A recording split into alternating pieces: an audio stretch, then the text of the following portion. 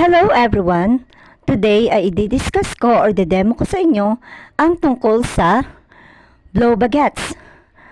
I'm Rachel F. Lampawog at ito ang aking blow baguettes serye. So first in our blow baguettes is our battery. So, battery o baterya. Ang baterya ay isa sa pinakamahalaga sa ating sasakyan dahil ito yung isa sa buhay ng ating sasakyan. Hindi aatras ang sasakyan kung walang baterya.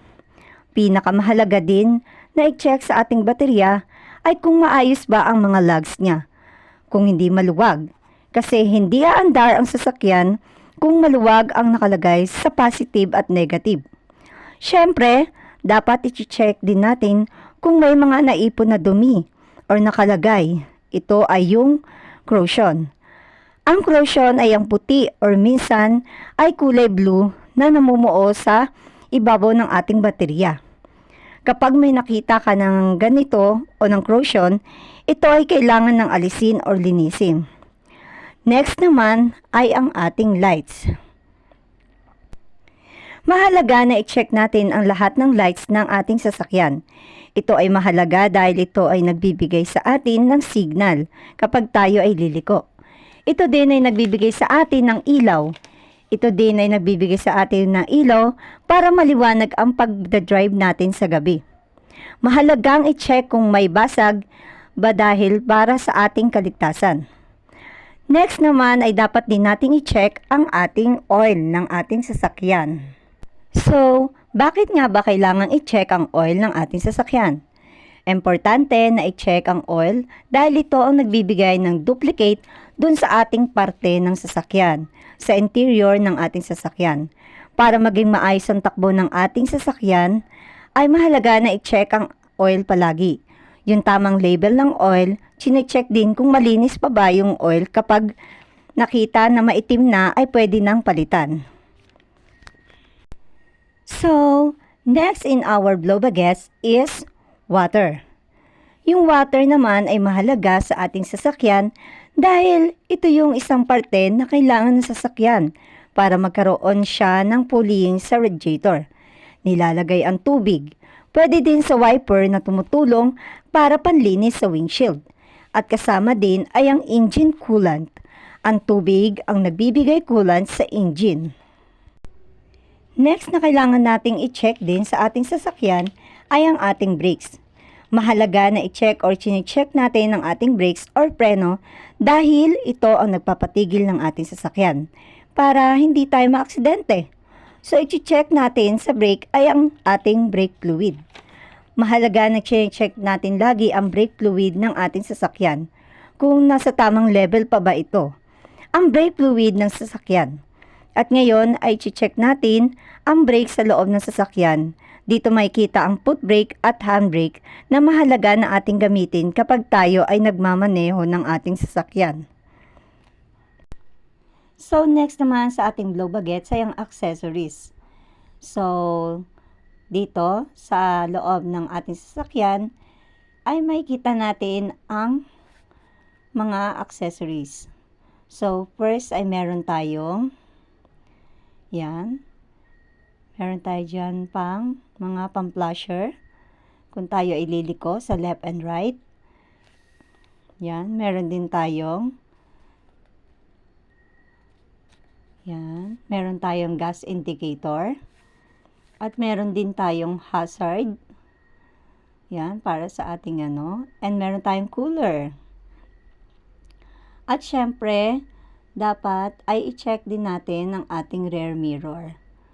Para naman kita natin yung nasa ating likuran at syempre yung ating nasa gilid. So ito ay i-check natin dito yung ating horn. Isa yan sa importanteng accessories na meron dapat ang ating sasakyan. And of course, meron din tayong ayan. So meron tayo nitong dito sa labas ay andito ang ating wiper. Yan. Yan. So yan ang ating wiper.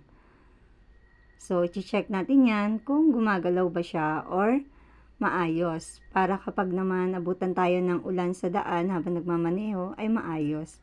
Then, nandito ang ating coolant para tumulong sa or mag-supply ng water para sa ating windshield.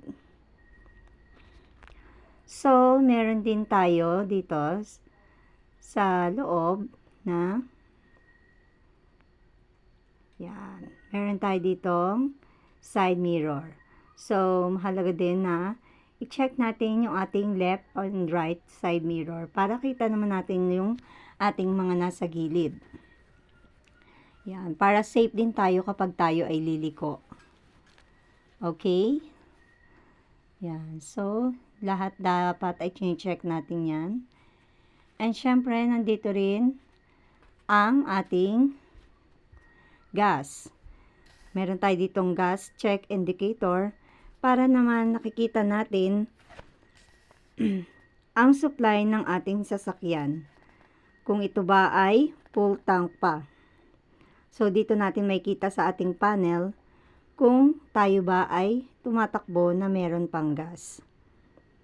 So, mahalaga na i-check natin bago tayo umalis at babiyahe kung tayo ba ay may sapat pang gas para tumakbo ang ating sasakyan. Nandito sa baba ang ating panel. Makikita natin ang level din ng ating gas.